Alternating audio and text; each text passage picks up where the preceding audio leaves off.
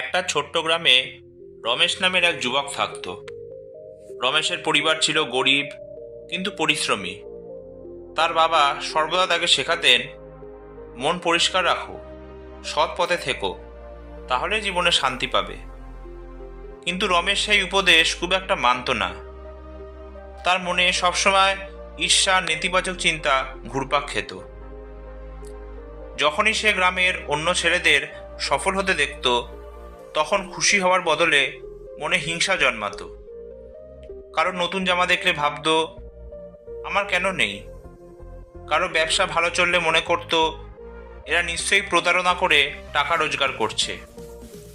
তার প্রতিটি চিন্তাই হয়ে উঠেছিল মন্দ, আর সেই মন্দ চিন্তাই তার জীবনে অশান্তি ডেকে আনত।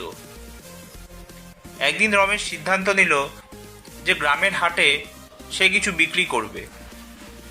কিন্তু কাজের প্রতি মনোযোগ না দিয়ে সে ভাবল, যদি কম দামে নিকৃষ্ট জিনিস বিক্রি করি আর মানুষকে ফাঁকি দিই, তবে আমি বেশি লাভবান হব। প্রথমে কয়েকজন ক্রেতা এসে কিনল, কিন্তু অল্প সময়ের মধ্যেই সবাই বুঝে গেল তার জিনিসের গুণমান খারাপ। ধীরে ধীরে তার দোকানের সামনে কেউই আসা বন্ধ করে দিল। অন্যদিকে তার শৈশবের বন্ধু সুশান্ত একই হাটে দোকান করত। সুশান্ত সবসময় হাসি মুখে সৎভাবে ব্যবসা চালাতো। সে কখনো মন্দ চিন্তা করতো না, বরং ভাবত, আমি ভালো জিনিস দেব, তাহলেই মানুষ আমাকে বিশ্বাস করবে। ফলস্বরূপ দিন দিন তার ব্যবসা ফুলে ফেঁপে উঠল। রমেশ বুঝতে পারছিল না কেন তার সব কিছু ব্যর্থ হচ্ছে। সে ভেবেছিল ভাগ্যই তাকে ঠকাচ্ছে। একদিন সে এক বৃদ্ধ সাধুর কাছে গিয়ে নিজের দুঃখের কথা বলল। সাধু শান্তভাবে শুনে বললেন, বাবা, পৃথিবী তোমার মনকেই প্রতিফলিত করে।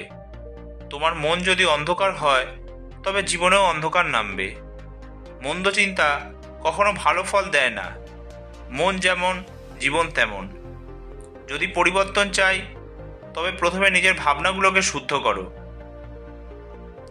রমেশ প্রথমে কথাগুলো হেসে উড়িয়ে দিল, কিন্তু পরে গভীরভাবে ভাবল, সত্যি তো, তার প্রতিটি ব্যর্থতার মূলেই তো ছিল ফাঁকি, হিংসা আর মন্দ চিন্তা।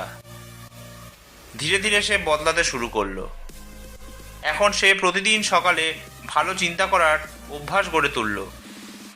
আজ আমি সৎ পথে চলব, অন্যকে সাহায্য করব এবং নিজের পরিশ্রমেই উন্নতি করব।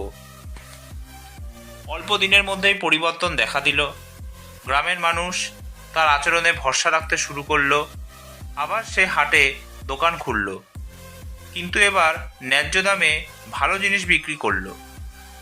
ধীরে ধীরে তার ব্যবসা বাড়ল। সবচেয়ে বড় কথা, তার মন থেকে হিংসা আর অশান্তি সরে গিয়ে শান্তি ও আনন্দের আলো প্রবেশ করল। রমেশ তখন বুঝল, মন যেমন, জীবন তেমন। মন্দ চিন্তার ফল কখনো ভালো হতে পারে না।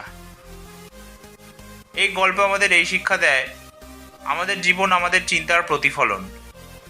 মন্দ চিন্তা জীবনে কেবল অশান্তি ও ব্যর্থতা আনে, আর শুভ চিন্তা আমাদের শান্তি, সাফল্য ও আনন্দের পথে এগিয়ে নিয়ে যায়। আজকের গল্পটি এই পর্যন্তই। গল্পটি ভালো লাগলে প্লিজ ভিডিওটি লাইক, শেয়ার আর চ্যানেলটি সাবস্ক্রাইব করতে ভুলবেন না। আবার নতুন গল্প নিয়ে আমি আপনাদের সামনে উপস্থিত হব। ধন্যবাদ।